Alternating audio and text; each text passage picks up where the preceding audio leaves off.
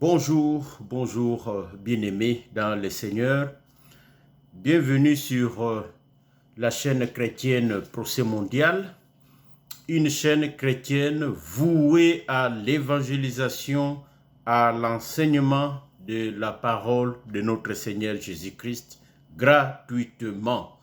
Bienvenue sur l'émission Yeshurun, l'émission Yeshurun où nous retraçons les 12 tribus d'Israël qui ont signé l'alliance avec l'Éternel des armées sur le mont Sinaï. Rappel de l'émission passée, nous avions regardé Israël d'Abraham jusqu'à la sortie d'Égypte. Soyez bénis, bien-aimés, l'émission est encore sur notre chaîne YouTube. Aujourd'hui, le 26 juin 2021, à l'émission Israël, la géographie humaine à la sortie d'Égypte. Était-ce une nation homogène ou une nation hétérogène? Voilà à quoi nous allons répondre. Mais avant tout, remettons cette émission entre les mains de notre Seigneur. Éternel des armées, merci Papa pour le temps et les circonstances, car toi tu as le contrôle de toutes choses, Seigneur. Tu as permis à ce que nous parlons de toi, tu as permis à ce que nous soyons ici, Seigneur. Tu nous as établis pour parler de ta parole à tes enfants et au monde entier, Seigneur. Nous te demandons, Papa, de prendre contrôle de cette émission, Seigneur. Que le serviteur s'efface et que toi, tu sois élevé, Seigneur. Protège ton serviteur, protège sa famille, protège aussi nos bien-aimés qui nous écoutent, Seigneur, et qui mettent en application tes instructions.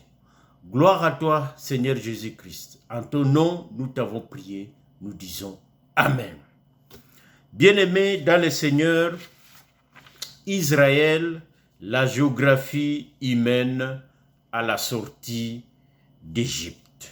En rappel pour ceux qui ne connaissent pas notre émission, Yeshurun, notre texte de base se trouve dans Deutéronome chapitre 4 à partir du 25e verset jusqu'au verset 32. Voilà. Aujourd'hui, nous allons lire un court passage. Exode chapitre 12, versets 37 et 38. Exode chapitre 12, versets 37 et 38. Je lis au nom de notre Seigneur Jésus-Christ. Les enfants d'Israël partirent de Ramsès pour Sukkot au nombre d'environ 600 000 hommes de pied, sans les enfants. Une multitude de gens de toute espèce montèrent avec eux. Ils avaient aussi des troupeaux considérables de brebis et de bœufs. Bien-aimés dans le Seigneur, le verset 37 dit 600 000 hommes de pied, donc des hommes capables de marcher. Ça exclut les enfants et même les femmes, ce qui donne une estimation de plus ou moins 2 millions d'âmes, 2 millions de personnes au total qui sortent pour aller vers Jérusalem, l'objectif final. Donc, des 70 personnes à l'arrivée de Jacob, Israël, il se retrouve à 600 000, donc à 2 millions d'habitants à la sortie d'Israël, bien-aimé. Donc, nous allons nous concentrer sur le 2 millions d'habitants des Israélites en bonne et c'est-à-dire ceux qui ont droit de revendiquer cette nationalité en quelque sorte. Mais le verset 38 dit quoi? Qu'il y a eu une multitude de gens qui les ont suivis. Des gens de toute espèce.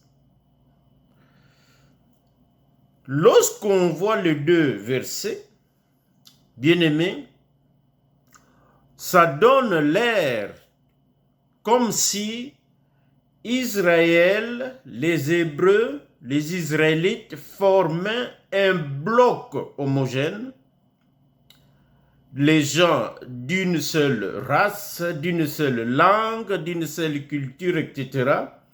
Et de l'autre côté, le verset 38, ça montre un groupe de gens venus de plusieurs origines, une multitude d'espèces.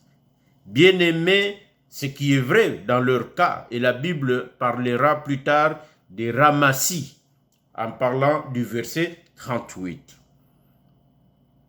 Bien-aimés dans le Seigneur, c'est le piège qu'il faut éviter, bien-aimés. Nous allons voir en détail que les descendants d'Abraham physiques qui sortent, qui se mettent en marche vers Jérusalem, ressemblent aux descendants d'Abraham spirituels, bien-aimés, que nous sommes, les enfants de Dieu, ceux pour qui Christ est mort à la croix de Golgotha, bien-aimés.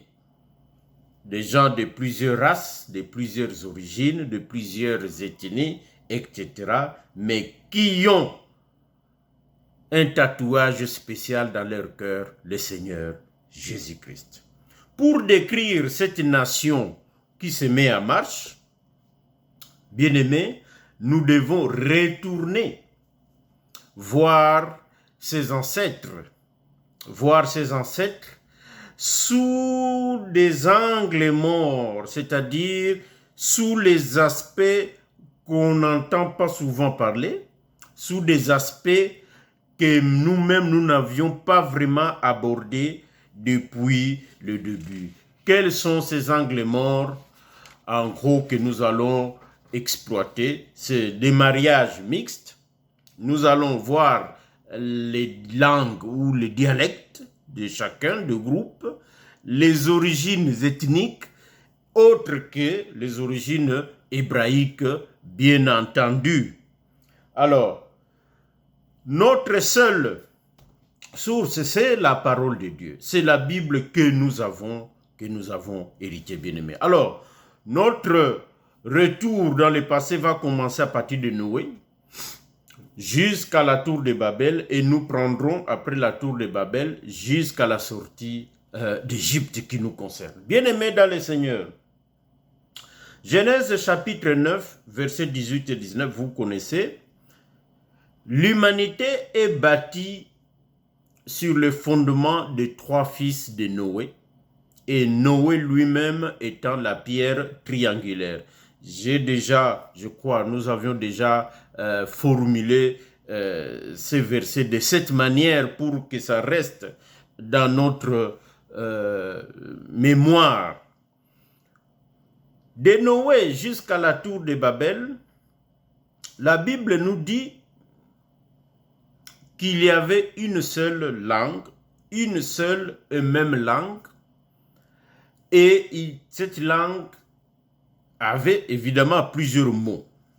Genèse chapitre 11, verset 1 et verset 6.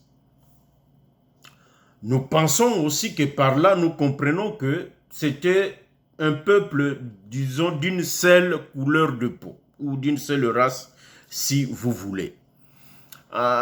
Pour revenir à Noé, j'ai déjà entendu pasteur Guy Roger, probablement un Canadien d'origine haïtienne, probablement, qui vit à Montréal ou au Canada, a déjà parlé que l'un des 3 enfants de Noé, c'est-à-dire Japheth, était albinos.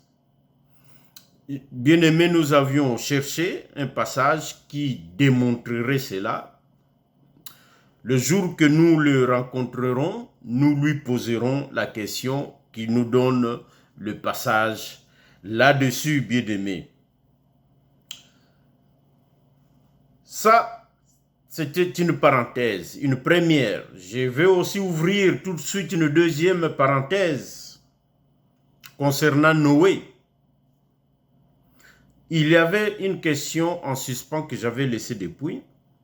Qui était le premier roi prêtre de Jérusalem après le déluge? Bien-aimés dans le Seigneur, évidemment qu'après le déluge, l'endroit qui sera appelé Jérusalem ne s'appelait pas encore Jérusalem. Bien-aimés dans le Seigneur, nous disons que c'est Noé le premier sacrificateur, roi sacrificateur de Jérusalem. Pourquoi nous le disons? Rappelez-vous l'émission, toujours dans cette émission Yeshurun, nous avions parlé les paraboles prophétiques de Noé. Allez les voir, on avait vu 3 paraboles. Si vous vous rappelez, l'arche, selon les Écritures noires sur blanc, était échouée, entre guillemets, au mont Ararat. Et le mont Ararat est localisé aujourd'hui vers la Turquie et la frontière d'Arménie. Nous pensons que c'est non. Le mont Ararat dont la Bible parle à cette époque-là devrait se situer à Jérusalem. Parce que tous les sommets des montagnes étaient sous l'eau et que le bateau était resté suspendu. Et quant à Genèse chapitre 8, là où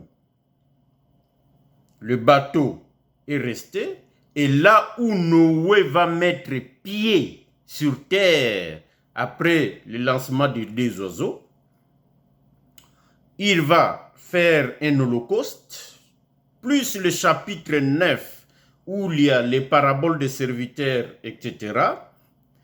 Nous pensons que ces événements se déroulent à Jérusalem. Noé, c'est Adam. Noé, c'est un type d'Adam aussi, si je peux m'exprimer aussi. Dieu a pris Adam, dans Genèse chapitre 2, le plaça dans le jardin. Nous pensons aussi que le jardin d'Éden, c'est à Jérusalem, bien-aimé, la ville du grand roi. Il va prendre Noé, il va le placer aussi au même endroit, le même mouvement, le même geste, la même cinématique. Il prendra aussi Abraham, que nous appelons un autre Adam. Il va le prendre du nord pour le placer aussi à Jérusalem, donc à Canaan. Bien-aimé, il fera la même chose avec lui-même, notre Seigneur Jésus-Christ. Il le prendra du haut et le placera à Jérusalem. Jérusalem, c'est la ville du grand roi. Jérusalem, c'est le nombril, le centre de la terre bien-aimée. Donc, Noé était pour nous le premier roi sacrificateur de Jérusalem, qui ne s'appelait pas à l'époque Jérusalem. Je referme la parenthèse après avoir répondu à la question en suspens. Revenons avec Noé dans notre contexte.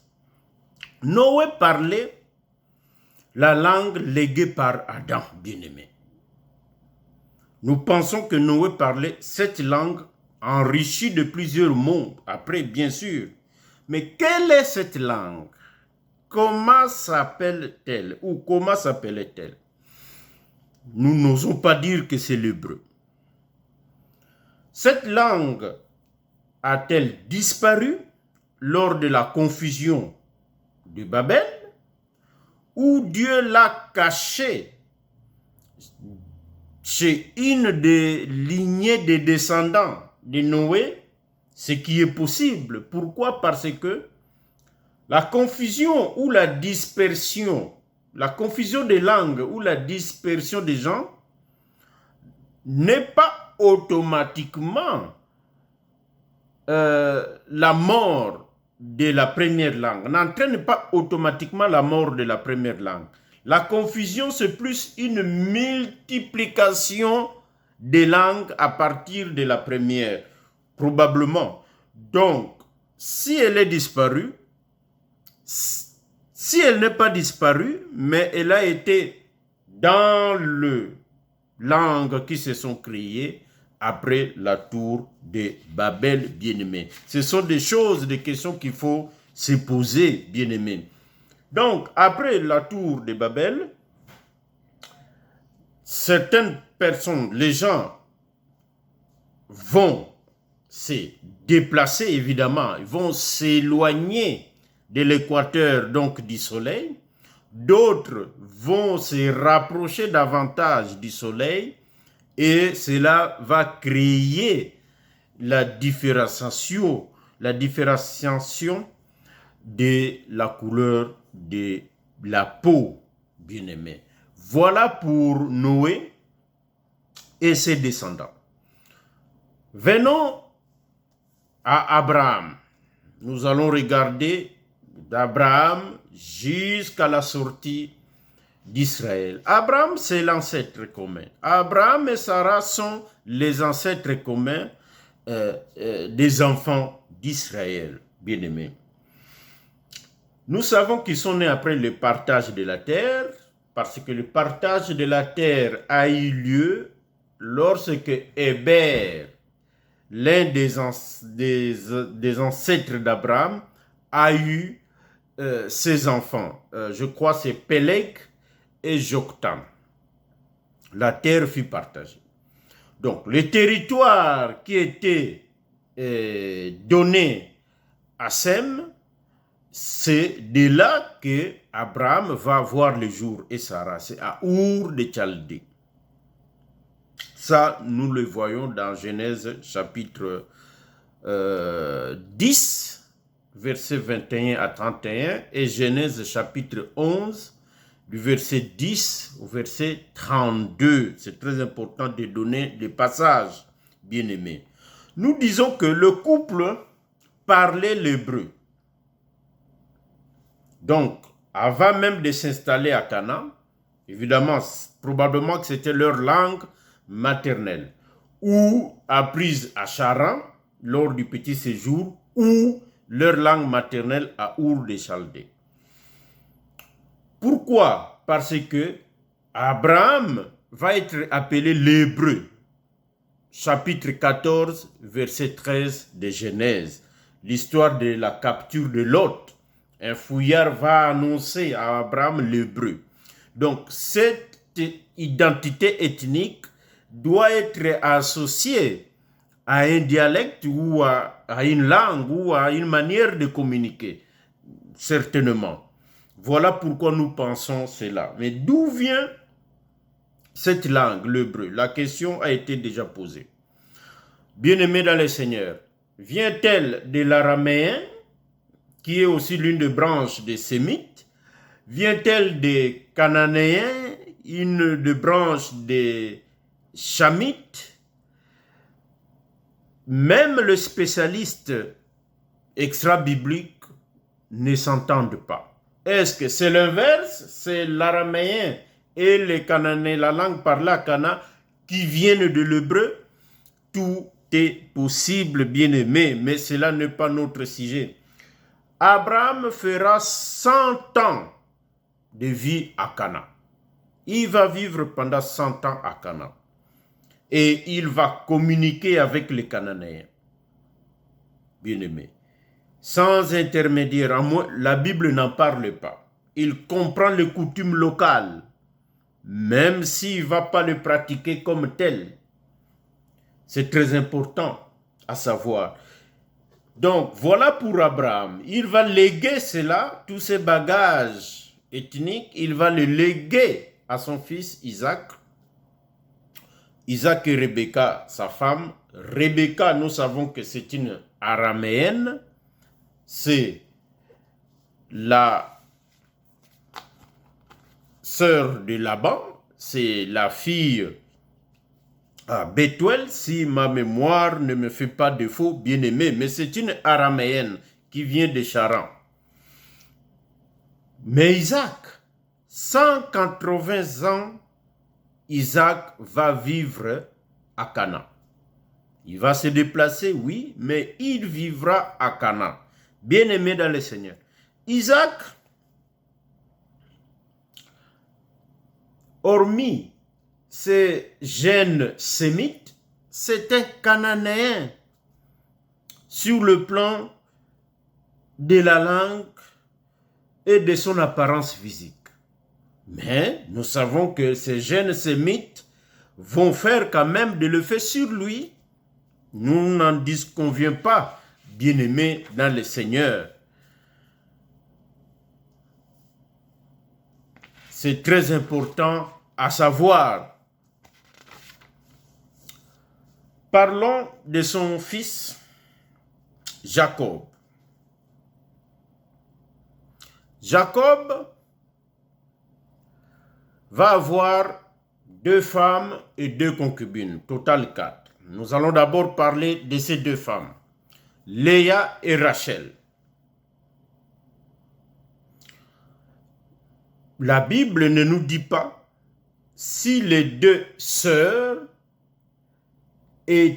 avaient une même mère, ce qui est probable, mais nous ne pouvons pas non plus exclure que les 2 sœurs n'avaient pas une même mère, vu leur rivalité et stratégie l'une contre l'autre dans ces mariages triangulaires, disons-le comme ça, voire qui va arriver avec 4 autres femmes, mais il y a bien 2 pôles, Paul de Léa et le Paul de Rachel, bien-aimé.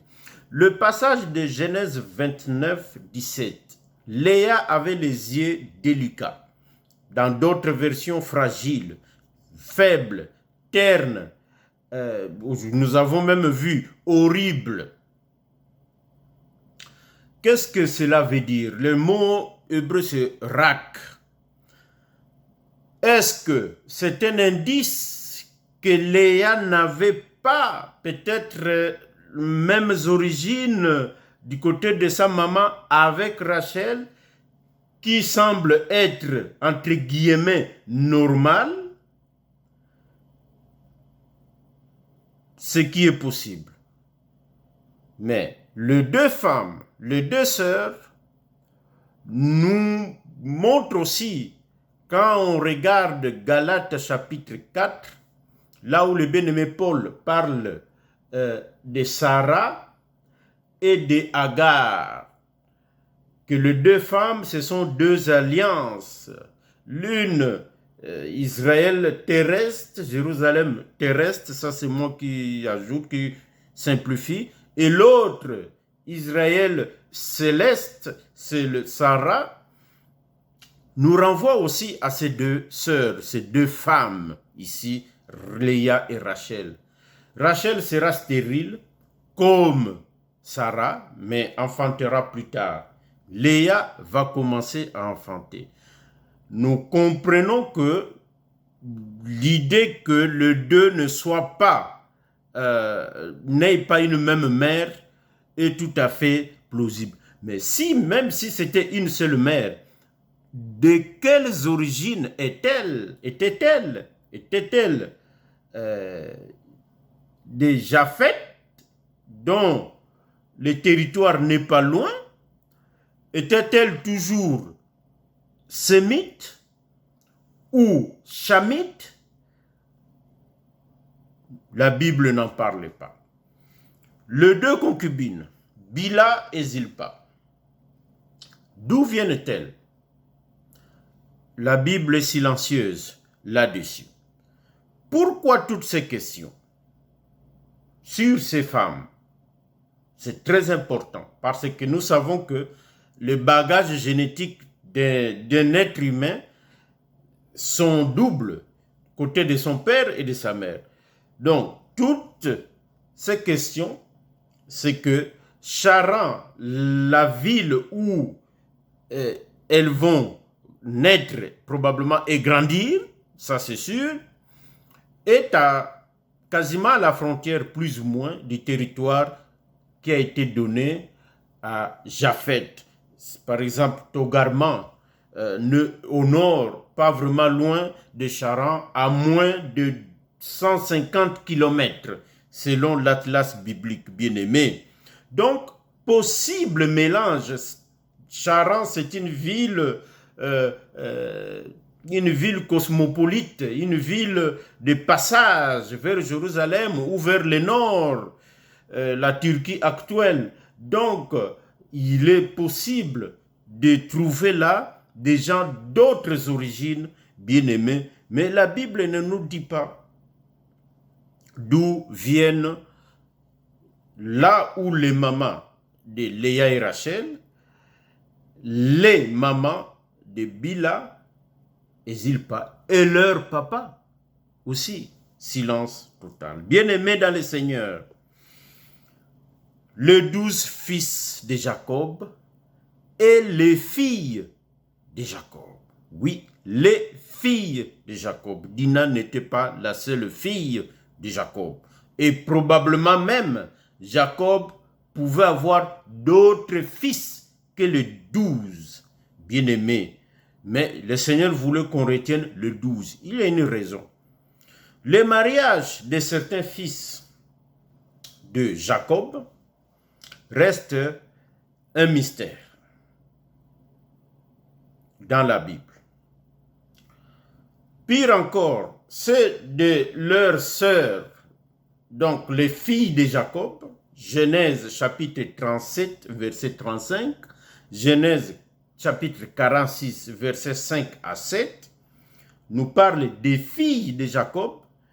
À part Dina, il y a eu d'autres filles de Jacob qui, logiquement, se sont mariées. Mais avec qui, à Canaan, se sont-elles mariées? Avec qui Dina s'est mariée? Avec qui les autres se sont-elles mariées? Parce que ces filles-là aussi, et leurs maris et leurs enfants doivent fuir la famine pour aller en Égypte avec Jacob et constituer le 2 millions de gens qui vont sortir, bien-aimés dans le Seigneur. Donc, voilà tant de questions.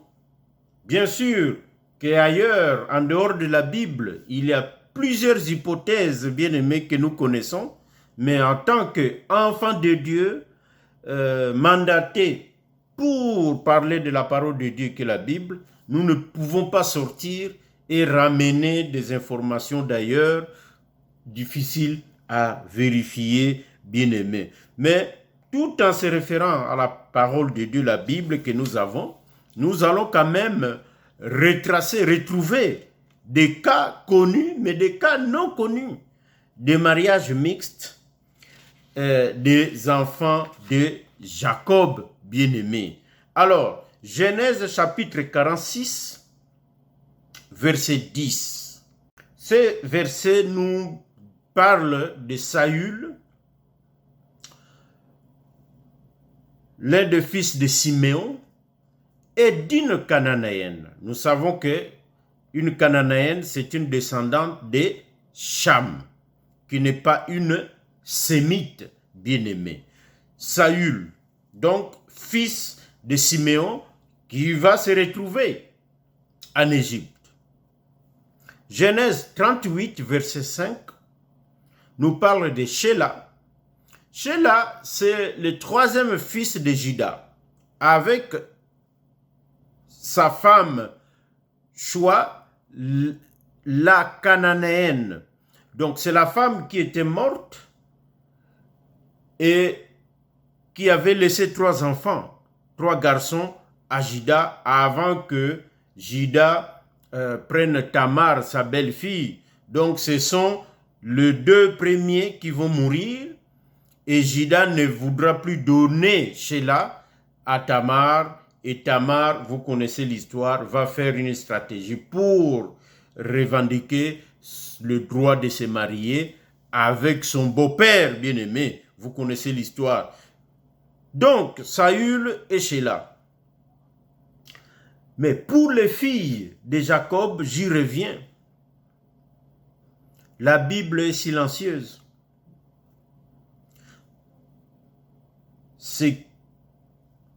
Il y a une raison, mais nous ne pouvons pas tout parler, tout expliquer ici, bien-aimés dans le Seigneur. Alors, les cas connus, j'y arrive.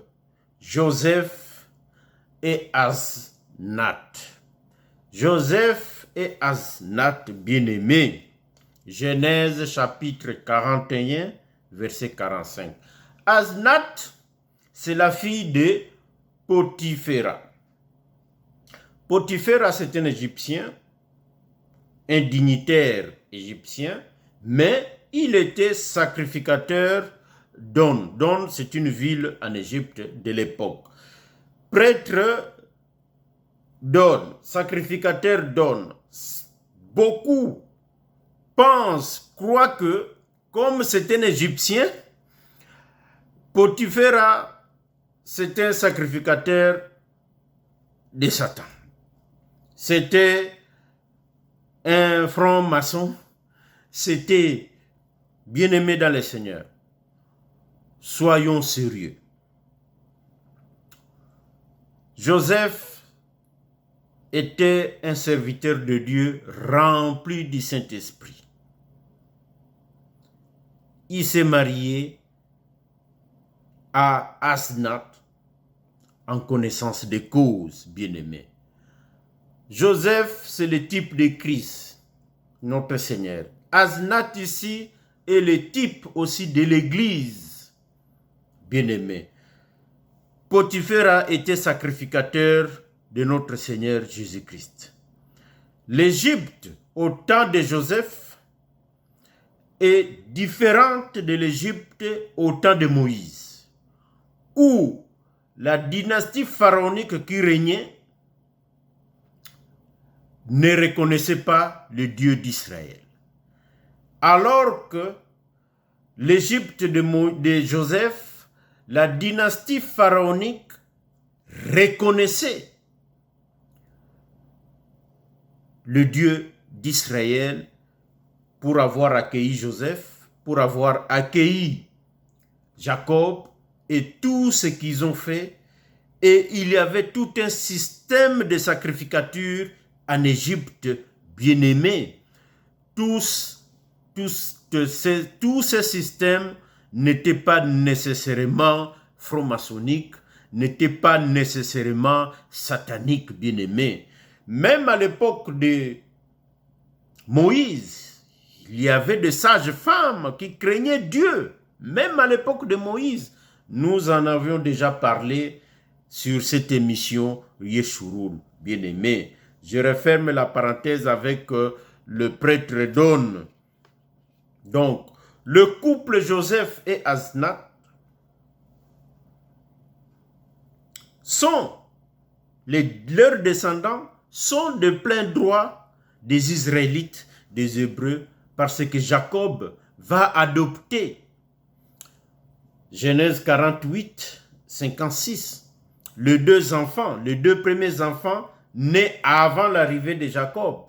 Mais Joseph a eu probablement d'autres enfants après. Jacob le dit clairement. Donc, ce sont des Hébreux.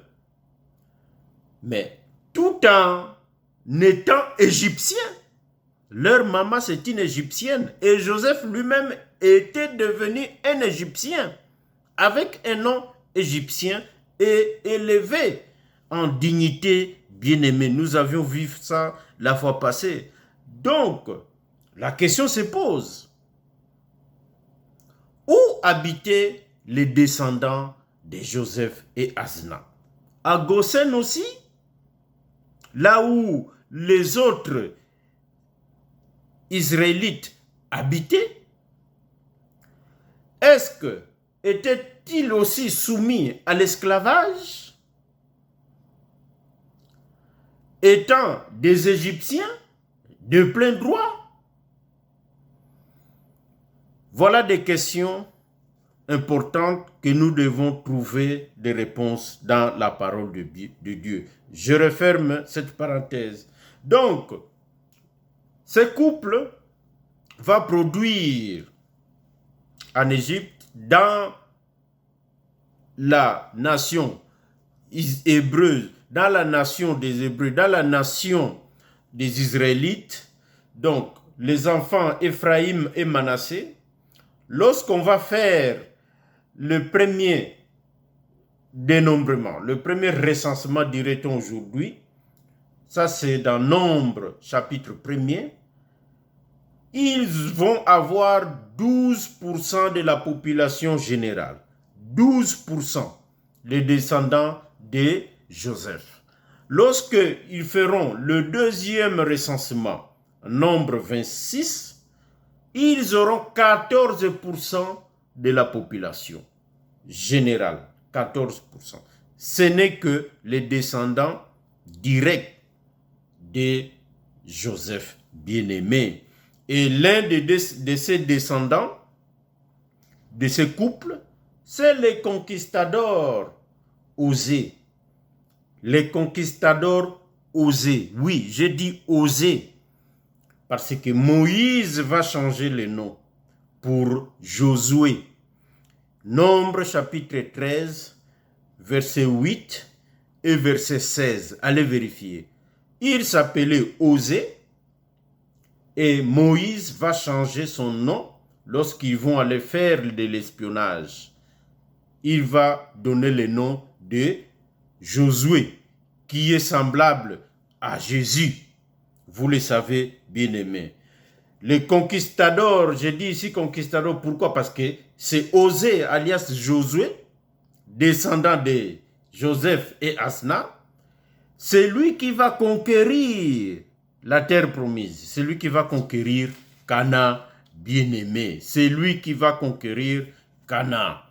Donc ici, on voit déjà que le changement de nom de Osée à Josué, suivi de l'élévation en dignité, parce qu'il va remplacer Moïse, nous voyons ici Joseph, son ancêtre.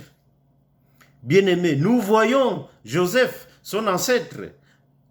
Et le tout explique notre Seigneur Jésus-Christ. Donc, Osée, alias Josué plutôt, c'est Joseph, bien-aimé dans le Seigneur. Moïse et Séphora. Séphora, c'est la Madianite, la fille de Jéthro. Pour conclure, qu'est-ce que nous voulons dire par là, bien-aimés dans le Seigneur?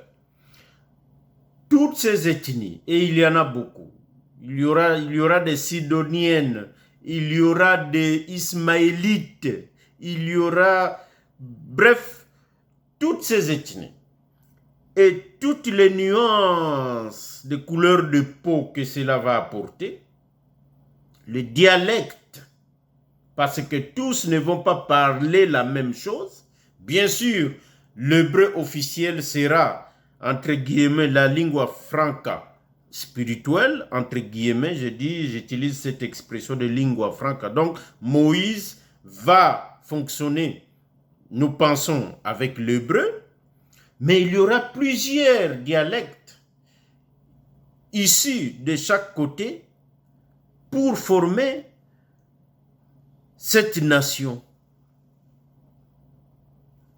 qui se met en marche vers Jérusalem bien-aimée.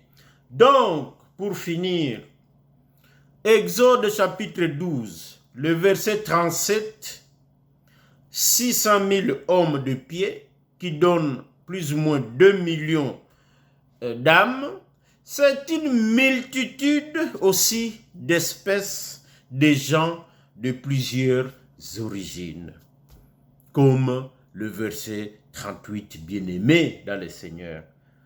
C'est très important. Israël, c'est l'ombre de l'Église.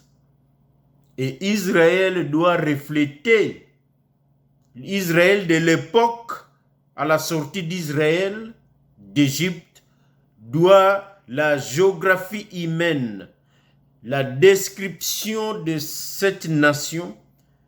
Il faut voir le monde aujourd'hui pour décrire Israël de l'époque. Bien-aimé, c'est très important. Voilà ce que nous avions à cœur, que le Seigneur nous a donné à vous transmettre. Nous mettons une pause pour cette émission Yeshurun, le temps de travailler sur l'autre émission, l'émission Le Juste, un vaste sujet qui nous attend encore là-bas, que nous avions commencé le mariage. Voilà, bien-aimés, nos coordonnées s'affichent, contactez-nous et nous serons heureux de vous contacter, de vous répondre par WhatsApp, s'il vous plaît, c'est mieux pour nous, c'est très important. Et nous allons finir par ces mots de prière. Éternel des armées, toi qui planifies les choses depuis la nuit des temps, Seigneur, depuis l'éternité, tu as programmé ces choses. Tu mets chaque pièce en son temps à sa place, Seigneur.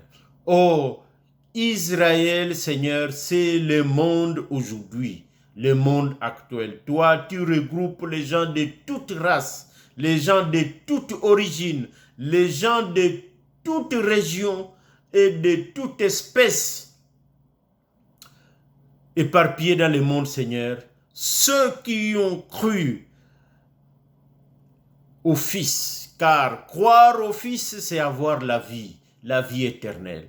Croire au Fils, c'est naître de nouveau en esprit et non physiquement, Seigneur. Ô Éternel des armées, gloire à toi, Papa. Bénis nos bien-aimés qui nous ont suivis, Seigneur.